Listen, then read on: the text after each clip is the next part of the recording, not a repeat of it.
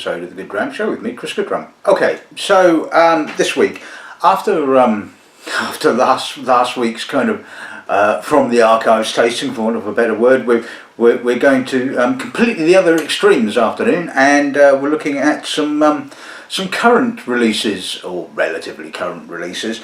So as you can see from the title picture, we're looking at 6 releases by Douglas Laing in their old particular range, and these were all released in and around sort of August, September of this year, with the exception of the Carsebridge, which I believe was released in July. So if you like the sound of any of these, they should all pretty much be available somewhere.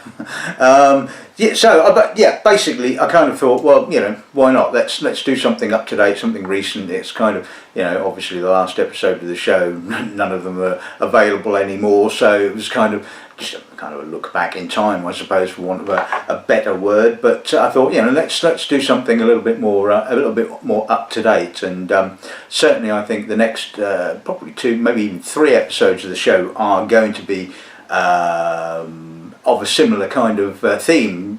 You know, new stuff that's kind of come my way. I mean, it's quite strange, but when I did the last week's episode, I hadn't got anything else in the pipeline, and then pretty much in the space of about a week, I guess you could say, probably, you know, I ended up with the potential for at least 3 episodes of the show to go on. So tastings are like buses, you know, you wait for ages to one to come along, and then suddenly a whole load appear. But anyway, not really an awful lot to say about Douglas Laing, as I've probably said most of it already, but all I can say is that, you know, they're continuing to release exceptional whiskies, and hopefully the selection I have here today will highlight that. So probably not a great deal to say, but introduce this afternoon's sort of lineup. White or shades of grey. Right, okay, so as is often the case when I tend to do episodes of the show with a variety of different styles and ages and things like that, I'll often start at, you know, the lowest ABV and work upwards. Although in this case, as I've got 4 malts and 2 grains, I'm going to do the 4 malts first and the 2 grains afterwards. So we're going to sort of pretty much do them in age statement order. So hopefully that will work out okay. We're going to kick off with one of my favourites, good old Bruichladdich. I haven't seen an awful lot of independent Bruichladdich for quite some time, and certainly not 12 years old. So this is, like I said, this is a 12-year-old Bruichladdich distilled in June of 2005, bottled in June of 2017. Obviously wasn't released until September, or end of September, or October, beginning of October as the case may be. It's a single refill bourbon hoggy, and I don't have the DL number. Didn't look it up, didn't get given it, but I've got the internal reference if you want that, which is OLD 0487. Means absolutely nothing to you guys, but obviously, like I said, it's an internal reference. Second bottling we'll be looking at is a good old 18-year-old Auchentoshan. Now, staple of many independent bottling companies, Auchentoshan. This was distilled in November of 1998, bottled in June of 2017, and again was part of the August/September releases. Again, a refill bourbon hoggy. Again, don't know the DL number, but the internal code is OLD 0444. And as you know, I have a tendency to quite like Auchentoshan in American oak, where it should be in my opinion. Third bottling we're looking at is not necessarily unusual, but again a malt that you don't see very often, and that's Glenlossie. Lovely Spey, yeah, I think it's Spey. You sometimes wonder, you know, Spey, I'm pretty certain it's a Spey. Anyway, it certainly has that sort of light Speyside character, generally speaking. But anyway, this is a 19-year-old, and oh, I forgot to mention the ABVs, didn't I? The Bruichladdich is bottled at 48.4, which is kind of like their standard. It's either 48.4 or 51.5. The Auchentoshan, strange enough, is bottled at 47.5. So obviously, every now and again they decide that they're going to bottle them at a slightly different ABV, given what the whiskey is and probably how it's developed, I would imagine. And the Glenlossie is no different. This is bottled at 50.9. It was distilled in November of 1997, bottled in August of 2017, and the DL reference is 12017. Again, a refill bourbon hogshead.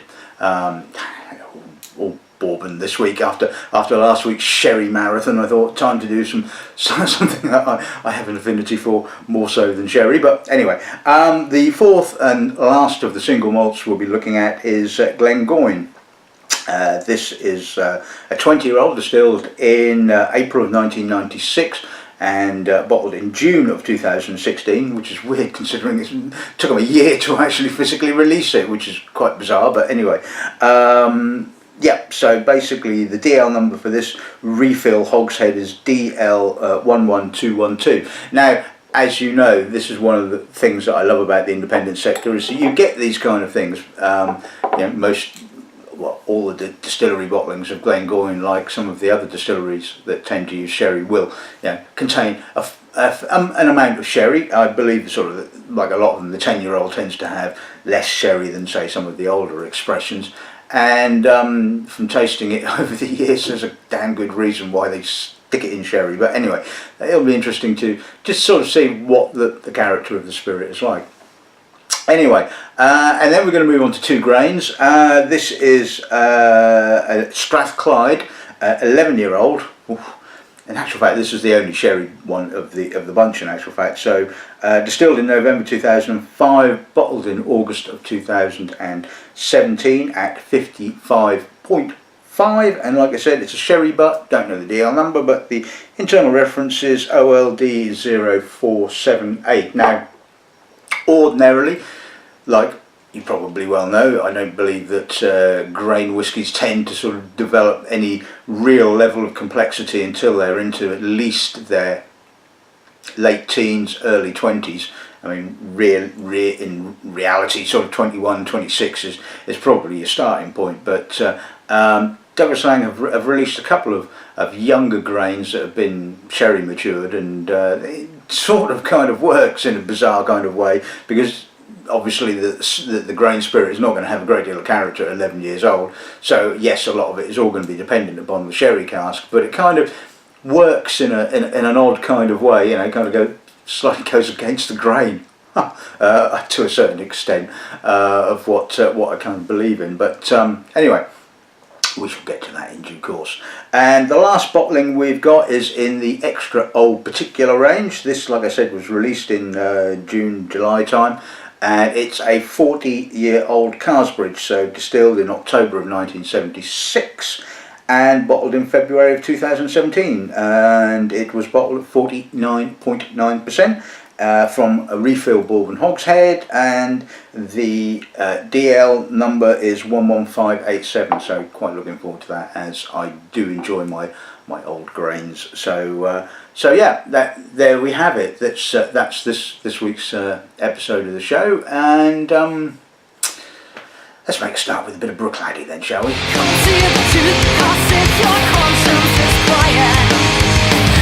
Right, okay, so let's kick off with the 12-year-old Bruichladdich. Let's see what the nose gives us on this one, shall we?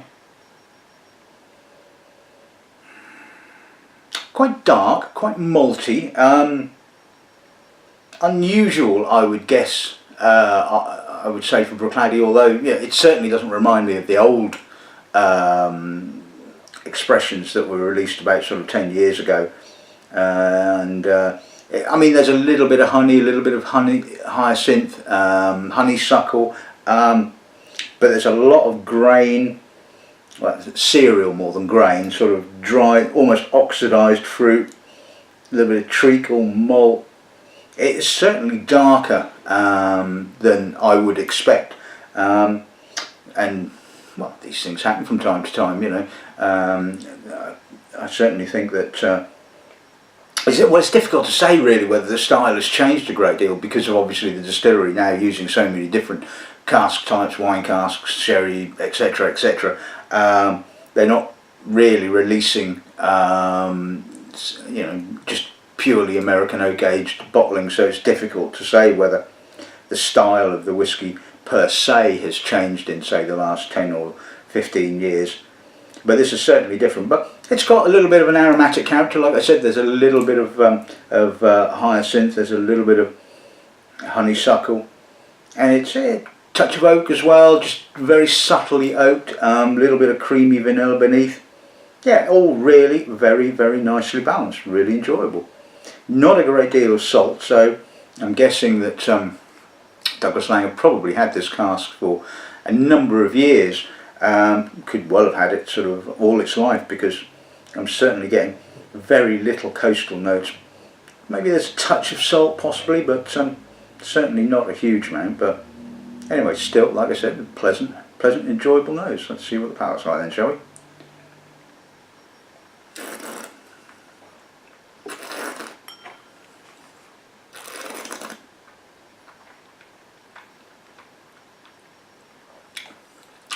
A little bit lighter, still quite floral. There's some honeysuckle, like I said, honey, plenty of barley. It's got a nice kind of youthful intensity, but not obviously too youthful. It's got a lovely vibrancy to it.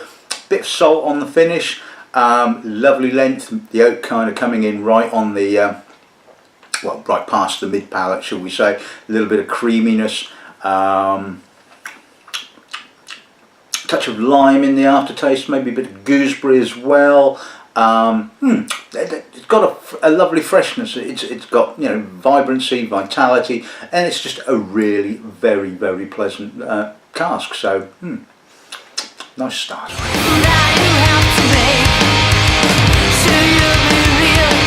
Okay, so let's move on to the Auchentoshan. Let's see what the nose gives us on this thing, shall we?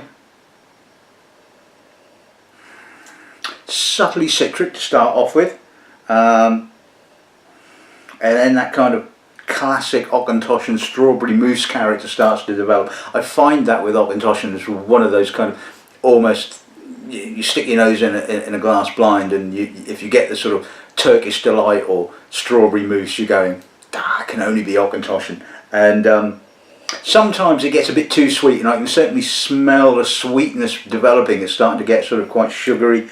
And very strawberry, I should say.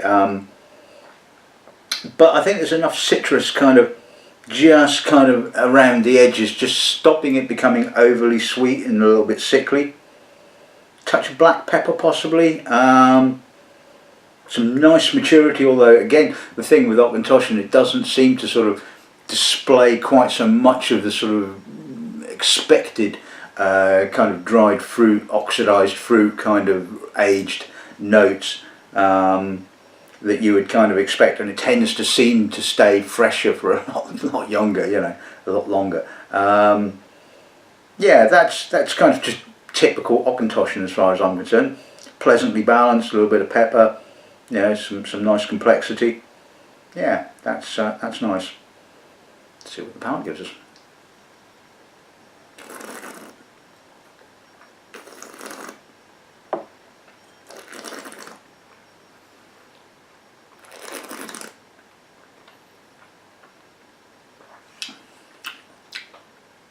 It kind of opens up with a lot of that strawberry mousse kind of character, quite sweet, and it gets to the mid palate and you get the citrus kicking in, a bit of barley, a bit of pepper,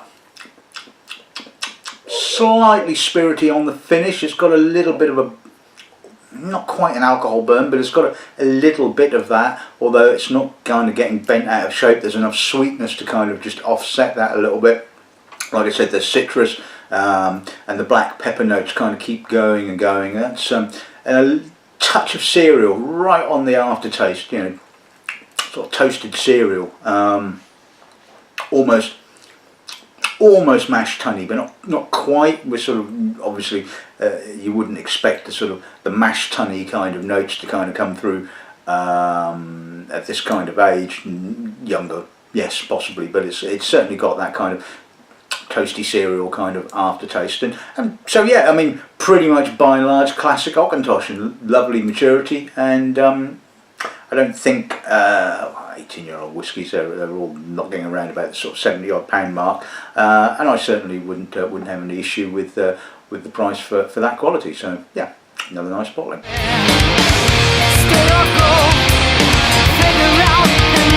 Right, okay, so let's move on to the 19-year-old Glenlossie. So quite light style of malt, picks up the oak obviously very, very quickly. So let's see what the nose gives us. And there is a fair amount of oak, it has to be said. Creamy and slightly gritty, warm vanilla. But in saying that, there's a touch of lime, kind of almost kiwi fruit, there's some barley. And it's kind of ebbing and flowing, and I'm kind of getting the sort of, the oak kind of comes and goes, and the citrus kind of comes and goes, and I like it. I love American oak, and it's almost on the too heavy kind of side, and this is always going to be an issue with lighter malts like Glenlossie and its ilk that have a tendency to pick up the oak pretty quickly. And although can't imagine this was a particularly well used refill cask, probably maybe once, but certainly given it a lot of vanilla and character, and it's lovely actually. It's got a slight floral note on the top, some barley. Glenlossie's never going to be a sort of a majorly complex malt from the get-go. It's always it's a pleasant whiskey nevertheless, but you would never expect huge amounts of complexity. So if you like your oak, then certainly this is certainly a bottling to look out for. See what the palate's like.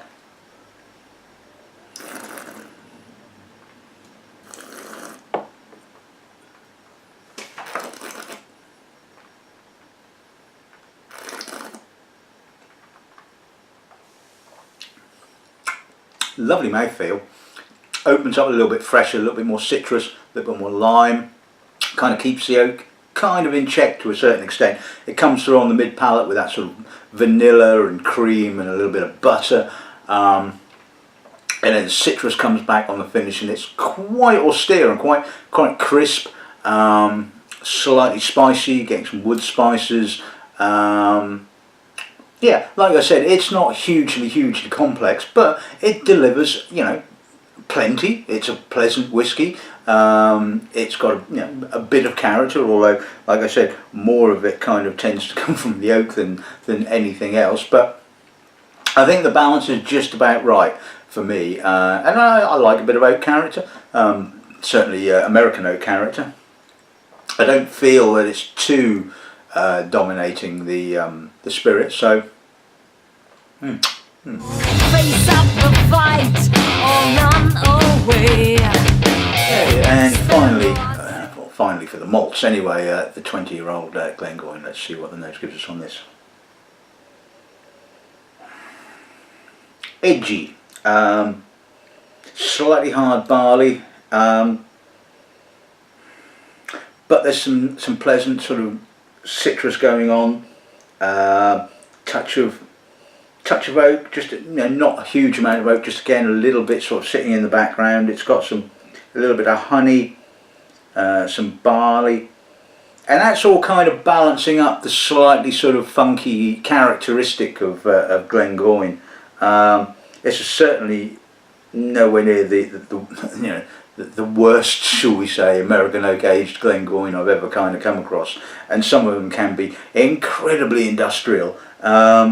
And like I said, I don't mind a bit of industrial notes, I don't mind a bit of hardness, because you think, well, that's a distillery style, but as long as there's something else kind of going on alongside it, a bit of sweetness maybe, a bit of oak, that kind of thing, then you've got some balancing notes. But when it's been aged in sort of like such a well-used cask that there's no cask influence whatsoever, you're just kind of going, oh my god, I'm just getting all the spirit character here. But this isn't bad. And I think if you're interested in sort of, seeing a distillery that tends to use a lot of sherry without it, it's an interesting insight. A little bit of dried cereal husks, touch of baked fruit kind of coming through, that sort of slightly sort of oxidised note, kind of giving you that sort of indication of age. Yeah, I don't think that's a bad nose for an American oak aged Glengoyne. Let's see what the palate's like.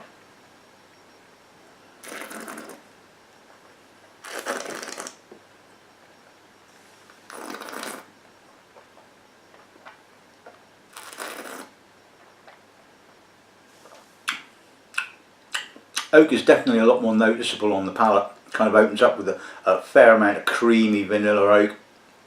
Get some lime and gooseberry kind of coming through. There's again a little bit of hard barley, a little bit of an edginess to it, but it's kind of all nicely wrapped up with the citric notes, and it's got a good length. It carries on in a pretty much in a nice citric manner. The oak is tailing off a little bit, and there is a slight bitterness, but nothing to get kind of overly worked up about. And I think it kind of all adds to it. And a little bit of baked fruit now, kind of right on the aftertaste. Yeah, I mean it is what it is. This is the style of the distillery. You either love it or you don't. And like I was saying, I think that this particular bottling has got enough other factors, flavours, characters kind of going on at the same time to kind of just kind of take your mind off the slightly more industrial notes of the spirit. So all told, I think that's a pretty good bottling.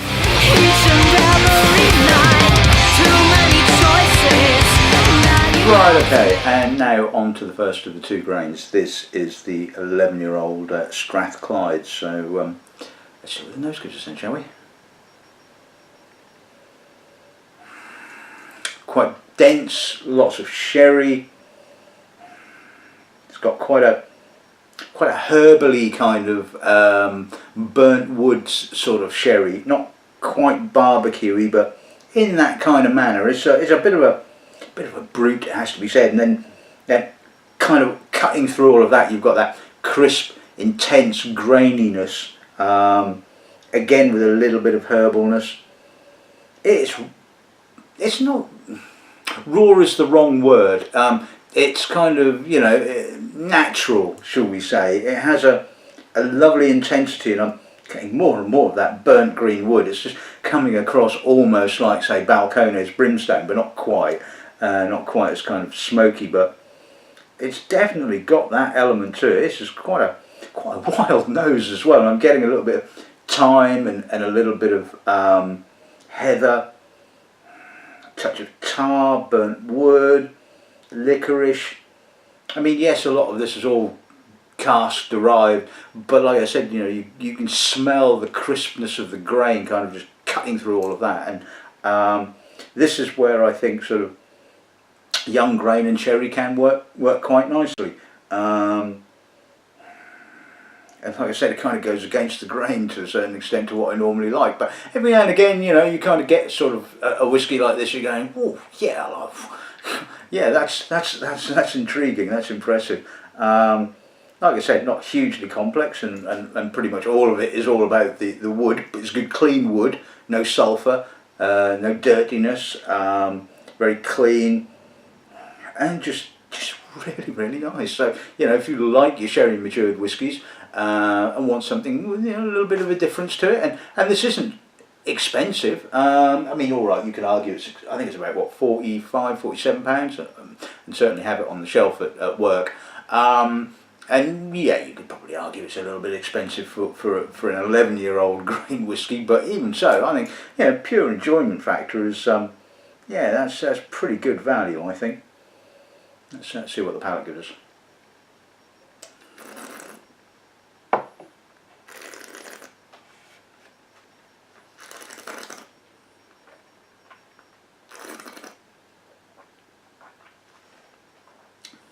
I'm certainly getting more of the grain character. It's actually got quite a lot of dried fruit character, and tastes a bit more evolved than I would expect it to be at 11 years old. The sherry doesn't really start to come in until the mid palate. There's a little bit of citrus, and the freshness of the grain is kind of just holding the oak back. But it does kind of come through with that burnt green wood, the licorice, the treacle, the tar. And all the while that kind of graininess is kind of just nibbling away and sort of mingling with the citrus notes and keeping it fresh and crisp, and stopping it becoming a sort of a cloying mouthful of sherry. And like I said, you know, comparisons with the Balcones Brimstone are pretty justified in this. It does have that kind of, you know, barbecue smoky kind of character, and wow, that's just great fun. Absolutely great fun.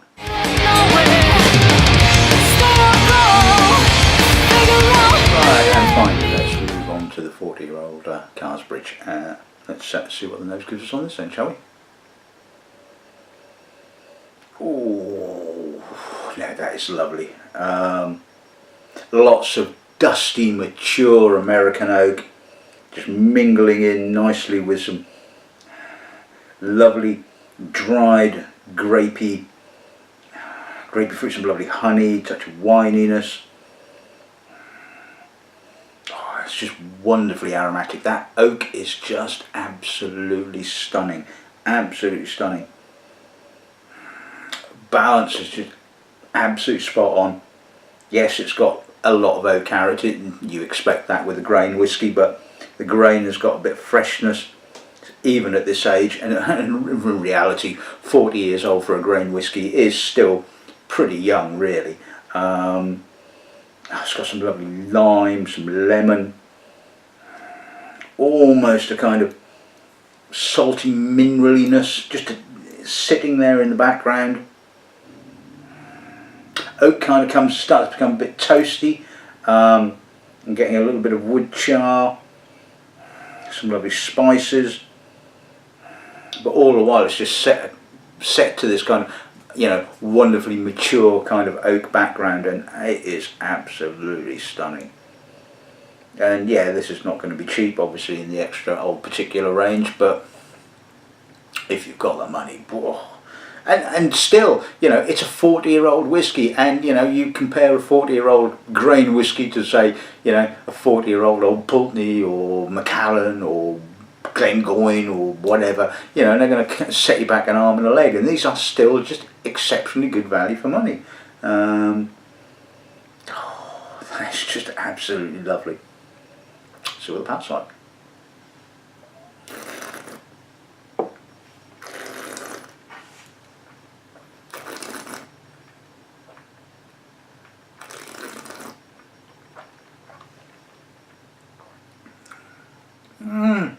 Richer, fuller, slightly darker on the palate. I'm getting a lot more of the grain kind of character, the grainy dried fruits, a bit of prune,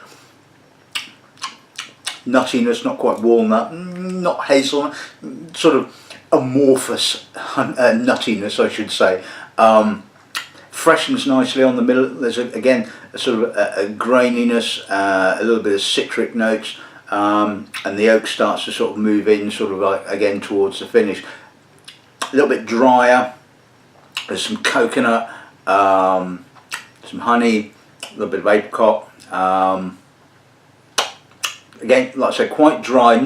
Doesn't have quite the dusty kind of character that the oak was showing on the nose. And there's a little bitterness at the end, but there's some dark chocolate as well, and a little bit of dark honey, and it is just absolutely gorgeous. It is absolutely fantastic. It's got a lovely progression. What more could you want for? And again, it tastes like a baby almost, you know, like I say. It's just damn good whiskey, that is.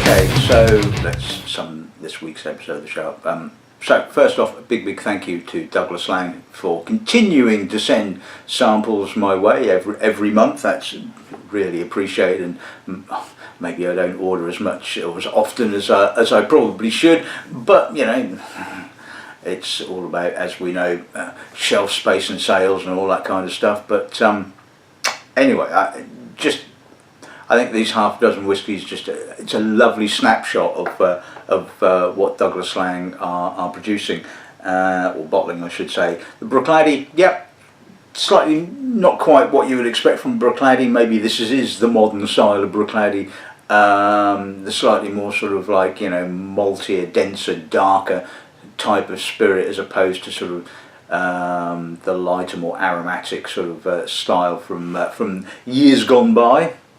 But either way, still pretty damn good. The Auchentoshan, well, like I said, kind of classic Auchentoshan. That's what it says on the tin, and I think it does quite well actually. The Glenlossie, yeah, maybe a touch heavy on the oak, but I don't think it's too oaky. I mean, like I said to you when I was tasting it, you know, Glenlossie is one of those kind of lighter spirits which will pick up the oak very, very quickly, and I don't think it's too overly oaked, but the oak is obviously the dominating factor in that particular bottling. The Glengoyne, I think, yeah, for an American oak aged Glengoyne, it's not too bad at all. Yes, it is Glengoyne, it has that Glengoyne character, no getting away from that. It's a bit like, you know, not being able to get away from the character of Fettercairn or Dufftown or something like that. But, like I said, plenty of other flavours and aromas kind of going on to kind of offset that characteristic, shall we say. And Strathclyde, brilliant fun, absolutely wonderful, love that. It's just sort of such a mad whiskey, it has to be said, you know. All that smoke, the burnt green wood, the barbecue sauce, yeah, it's just, yeah, that's great fun. And obviously the Carsebridge is whiskey of the day, shall we say. Always probably was going to be honest with you. Wonderful progression, complexity, balance, just absolutely spot on. And yeah, so that's this week's episode of the show. I hope you've enjoyed it. I hope you'll, you know, go and find one of these bottlings if they kind of sort of tick your boxes, so to speak. Well, I don't know what I'll be doing, but I know what I'll probably be doing next week, but I'm not telling. So until then, what's left to say is good dramming and good afternoon.